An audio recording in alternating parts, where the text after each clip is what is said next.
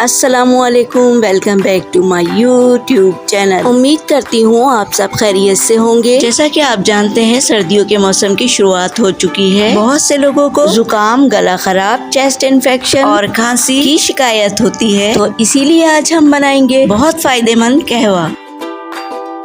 हल्दी 2 पिंच, अदरक के 3 टुकड़े, 4 जवे लहसुन के, चाय की पत्ती 2 pinch, Honey 1 table spoon, 1.5 cup पानी को बॉईल करेंगे 1 कप कहवे के लिए।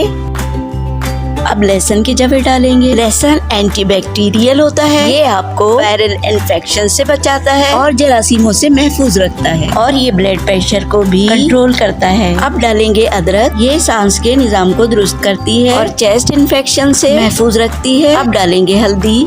हल्दी जोड़ों के दर्द और पट्ठों के खिंचाव को आराम देती है, इसलिए हल्दी का इस्तेमाल ज्यादा रखना चाहिए। अब डालेंगे चाय की पत्ती। कहवा तैयार हो चुका है, अब इसमें हम हनी डालेंगे।